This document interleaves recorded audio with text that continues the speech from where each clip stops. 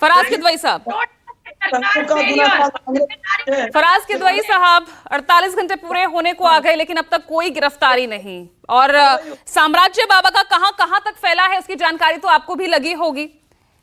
ये सब बिना प्रशासन की जानकारी में आए इतना सब कुछ यूं ही हो जाता है क्या? पूजा जी, आपने अपने ओपनिंग जो स्टेटमेंट्स थे उसमें करीब 4 बार बोला कि 121 मौतें हुई और हमारे को पैनलिस्ट ने भी बोला कि 121 मौतें हुई। ये आज एक द हिंदू की खबर है, पेज नंबर 10 पर है, एडिशन है इसका लखनऊ।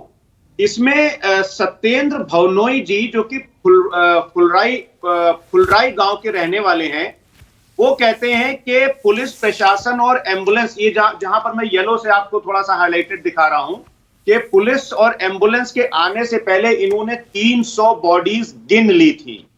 आप समझ रही ना पूजा जी? पोस्टमार्टम और एम्बुलेंस और बाकी चीजें आने से पहले 300 बॉडीज इन्होंने गिन ली थी। ये द हिंदू की खबर है। अब 121 मौतें हुई हैं कि इनके हिसाब से ये 300 बॉडीज पहले से गिन चुके हैं। नंबर्स पर अभी भी कंफ्यूजन है। तो ये हादसा जो दिखाया जा रहा है उससे कहीं बहुत बड़ा हादसा है पूजा जी।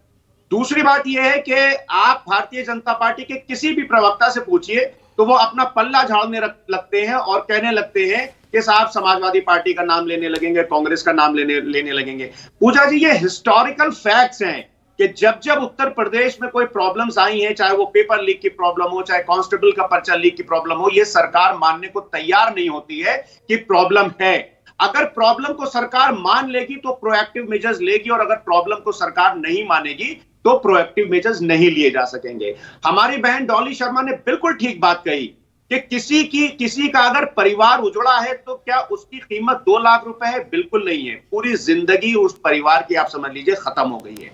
दूसरी बात, मैं अपने भारतीय जनता पार्टी के एसएन सिंह साहब बहुत अच्छे आदमी हैं, मैं इनकी जानकारी के लिए बता दूं कि सख्त कानून बनाने की जरूरत नहीं है सर, सख्त कानून पहले से है। सेंट्रल गवर्नमेंट ने स्टेट गवर्नमेंट को एक गाइडलाइन सौंप रखी है जिसमें पूजा जी ये कहा गया है कि जहां पर भी भारी भीड़ होगी, चाहे वो पॉलिटिकल हो, चाहे वो रिलीजियस हो, चाहे भी जिस तरह की एक भारी भीड़ आने की उम्मीद है, उस पर सेट स्टैंडर्ड ऑपरेटिंग प्रोसीजर्स हैं। उसमें साफ साफ पूजा जी लिखा है कि एओ की पुलिस ऑफिसर को तमाम जिम्मेदारियां दी गई हैं और अल्टीमेट रिस्पांसिबिलिटी जो दी गई है वो नियम कानूनों की तो धज्जियां उड़ी है, वो तो साफ तौर पर दिखाई दिया फराज किदवई साहब। लेकिन ये कोई ये नेशनल इंटरनेशनल बाबा तो है नहीं, ये तो कुछ जिलों तक ही सिमटे हुए हैं ना, उन तक भी पुलिस नहीं पहुंच पा रही।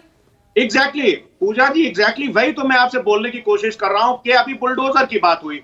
पूजा जी, अगर भोले भाले जो हमारे उत्तर प्रदेश की रहने वाली जनता है, अगर उसके घर बुलडोजर चलना होगा तो मुझे लगता है कि 18 से 22 घंटे में वहां बुलडोजर पहुंच जाएगा। लेकिन आयोजकों के और बाबा के यहाँ बुलडोजर नहीं पहुंचा है, क्योंकि इनकी जो कथनी है और जो करनी है उसमें सिर्फ बहुत ज्यादा फर्क है। ये अमीरों की सरकार है, पूंजीपतियों की सरकार है, गरीबों की यहाँ कोई सुनवाई नहीं होती है। जवाब दीजिए रोहित अग्रवाल।